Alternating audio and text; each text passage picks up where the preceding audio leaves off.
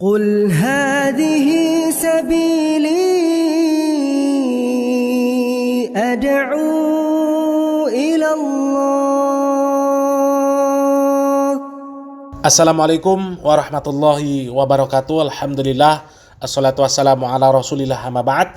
Kaum muslimin yang dirahmati Allah subhanahu wa ta'ala, kita bertemu dengan nama baru dari channel ini, kaum muslimin. Kita ubah namanya menjadi channel pemberantas kemaksiatan. Karena memang channel ini dibuat dengan tujuan utamanya adalah untuk memberantas kemaksiatan, terutama kemaksiatan yang berbentuk kesyirikan, tahayul, bid'ah, dan khurafat. Yang belum subscribe dan lebih parah lagi, gedabrus mengatasnamakan Nabi Muhammad SAW. Padahal ancaman Nabi Muhammad SAW itu sangat keras terhadap orang-orang yang gedabrus dengan mencatut nama beliau SAW. Beliau mengatakan, "Man kadzdzaba alayya muta'ammidan falyatabawwa maq'adahu minan nar." Barang siapa yang berdusta atas namaku dengan sengaja, maka hendaklah dia menyiapkan tempat duduknya di neraka. Dan bagaimana gedabrusnya Habib yang satu ini, kaum muslimin? Kita simak videonya. Faedah dari Nabi, annal gahwata, sesungguhnya kopi, madama ta'muha fi fika, kata Rasulullah ketika bertemu kepada Syekh Hasan Al-Maghribi, kalau kopi, rasanya kopi itu masih ada di dalam mulutmu, tastaghfiru lakal malaikah, maka malaikat akan selalu mengistighfarkan kepada kamu selagi bau kopi masih ada di mulutmu. Wa thalith, dan yang ketiga, julusuka inda wali min auliyaillah, duduknya kamu di depan orang soleh, hayyin au mayyit, dia masih hidup atau jasadnya sudah tergeletak meninggal. Walau kahal bisyatin, walaupun sebentar seperti orang merah susu, au kasajji baidah, seperti orang mencakan telur, khairun laka min an ta'budallaha fi zawayatil ardi kulliha au ila an taqatta'a aduka irban. Maka duduknya kamu di depan orang soleh yang hidup atau yang sudah meninggal, itu lebih baik daripada kamu beribadah, walaupun kamu beribadah dari banyaknya ibadah sampai tangan kamu ini terputus, terpotong-potong karena banyaknya ibadah, walaupun sebentar duduk di depan orang soleh. Ini 100% dusta, kaum muslimin, 100% dusta, bahkan 1000%, tidak diragukan lagi bahwa ini adalah kedustaan. Kalau benar orang yang disebutkan oleh Pak Abdul Qadir Ba'abud itu, Syekh Hasan Al-Maghribi mengatakan bahwa dirinya bertemu dengan Nabi Muhammad SAW dalam keadaan sadar dan mendapatkan hadis dari Nabi Muhammad SAW, mendapatkan ajaran-ajaran baru dari Nabi Muhammad SAW, mendapatkan tata cara ibadah yang baru, maka berarti Syekh Hasan Al-Maghribi itu adalah pendusta. Wallahi, pendusta. Katanya Nabi Muhammad SAW memberikan hadis, sesungguhnya kopi, kalau rasa kopi itu masih ada di dalam mulutmu, maka malaikat selalu mengistighfarkan kamu selagi bau kopi itu masih ada di mulut kamu. Ini benar-benar pendusta. Wallahi, pendusta. Apa istimewanya kopi dibandingkan dengan kurma, dibandingkan dengan air zam-zam, dibandingkan dengan madu? Coba. Kurma, air zam-zam, madu yang sudah jelas-jelas disunahkan untuk dikonsumsi. Nabi mengamalkan, mencontohkan, memerintahkan. Tapi tidak ada Nabi mengatakan barang siapa yang masih ada bau kurma, bau zam-zam, bau madu yang ada di mulut, maka malaikat akan mengistighfarkan kalian. Tidak ada. Tidak ada. Dan ini jelas masuk dalam perkara mengada-ada. Sudah mengada-ada di dalam perkara agama, mengatasnamakan Nabi Muhammad SAW pula. Double kedustaannya. Ini menentang firman Allah Subhanahu wa taala di dalam surat Al-Maidah ayat 3. Al-yauma akmaltu lakum dinakum wa atmamtu alaikum ni'mati wa raditu lakumul Islam madina.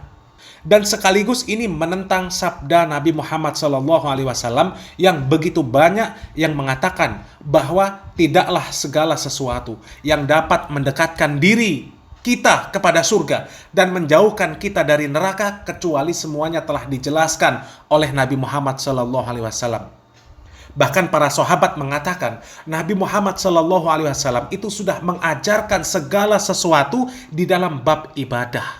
Bahkan sampai kepada adab buang air besar pun Nabi Muhammad SAW sudah ajarkan. Bagaimana kita akan masuk ke dalam WC. Masuk dengan mendahulukan kaki kiri. Membaca doa. Allahumma inni a'udzubika minal khubuthi wal khaba'its. Bagaimana masuk kaki kiri terlebih dahulu. Adabnya di dalam tidak boleh ngobrol. Kemudian keluar dari WC. Diperintahkan mendahulukan kaki kanan. Membaca doa ghufranaka. Lalu bagaimana perkara besar seperti kopi Nabi Muhammad SAW melewatkan, tidak disampaikan kepada umatnya, tidak disampaikan kepada para sahabat. Coba, kopi tidak ada di zaman Nabi, dan setelah ratusan tahun setelah Nabi Muhammad SAW meninggal dunia, barulah kopi ditemukan, dan barulah syariat kopi ditemukan dan menjadi sebuah amalan, menjadi sebuah ibadah. Itu kan pendusta namanya. Apalagi yang kedua tadi, ya, duduk bersama orang soleh, baik yang masih hidup maupun yang sudah mati, meskipun sebentar, itu lebih baik daripada melakukan ibadah sampai badannya terpotong-potong. Kalau yang masih hidup, itu masih bisa diterima. Karena apa? Mungkin duduk dengan orang soleh meskipun sebentar, itu mendapatkan faedah yang banyak. Tahu tentang halal, tahu tentang haram, tahu tentang tauhid, tahu tentang syirik meskipun sebentar.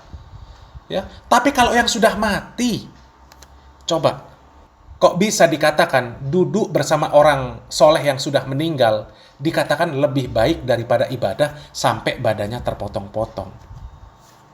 Apanya kalau nggak dusta ini namanya? Ini dusta. Dusta. Apa faedahnya kalau duduk bersama orang yang sudah meninggal dunia? Dapat faedah apa? Itu kan modus. Supaya apa? Supaya para muhibbin merelakan segalanya untuk para habaib. Merelakan waktunya untuk duduk bersama habaib. Bagaimanapun caranya duduk sama habaib. Karena mereka menilai itu lebih baik daripada ibadah. Daripada melakukan ibadah sampai badannya terpotong-potong. Ya. Dan supaya apa? Supaya kuburan yang mereka keramatkan itu rame. Ya. Karena apa? Duduk dengan orang yang dikatakan soleh, meskipun sudah meninggal, itu dikatakan tetap lebih utama daripada ibadah sampai badannya terpotong-potong. Ya. Artinya kan duduk di kuburan yang dikeramatkan, itu semakin lama semakin baik. Ini doktrin untuk menciptakan kuburiun-kuburiun baru. Ya, dan pantas bisnis kuburan keramat lancar, laris manis. Bahkan semakin banyak kuburan-kuburan keramat palsu. Ya karena jamaahnya didoktrin kalau ke kuburan itu lebih baik daripada ibadah, meskipun ibadahnya sampai badannya terpotong-potong. Coba, ibadah sampai badannya terpotong-potong itu kan artinya berjihad. Ya, amalan jihad yang bisa membuat seperti itu, ya, amalan tertinggi dinilai lebih rendah dibandingkan duduk di kuburan. Coba, lebih baik duduk di kuburan orang yang dikatakan soleh daripada berjihad. Apa nggak sesat itu namanya? Dikemanakan sabda Nabi Muhammad SAW di dalam hadis yang sahih, riwayat Imam Ahmad, Imam Ibnu Majah, Imam Tirmizi. Nabi Muhammad SAW mengatakan, Rasul amri al-Islam wa amuduhu as-sholah wa dhirwatu sanamihi al-jihadu fi sabilillah. Pokok dari segala urusan, dari segala perkara itu adalah Islam. Tiangnya adalah sholat dan puncaknya adalah jihad fi sabilillah. Jihad amalan yang tertinggi. Kok bisa kalah dengan duduk di kuburan orang soleh? La ilaha illallah. Cuma Habib-Habib yang sesat kaum muslimin, yang mengaku ketemu Nabi, kemudian Nabi memberikan tata cara ibadah ajaran habaib yang sesat itu. Ya. Dan ajaran-ajaran habaib yang seperti inilah kaum muslimin yang harus kita berantas. Jangan sampai ajaran Nabi Muhammad SAW, sunnah-sunnah Nabi Muhammad SAW dikalahkan dengan ajaran-ajaran sesat para habaib. Ya. Mudah-mudahan yang sedikit ini bermanfaat kaum muslimin, dan apabila dinilai video-video yang ada di channel ini bermanfaat, silahkan klik like dan silahkan share sebanyak-banyaknya supaya lebih banyak lagi kaum muslimin yang mendapatkan manfaat dari video-video yang telah kami upload ya. Dan semoga menjadi bentuk amal soleh kita dalam beramar ma'ruf nahi mungkar dalam rangka mencerdaskan kaum muslimin ya. Amin ya rabbal alamin. Salam waras, salam akal sehat. Barakallahu fikum. Wassalamualaikum warahmatullahi wabarakatuh.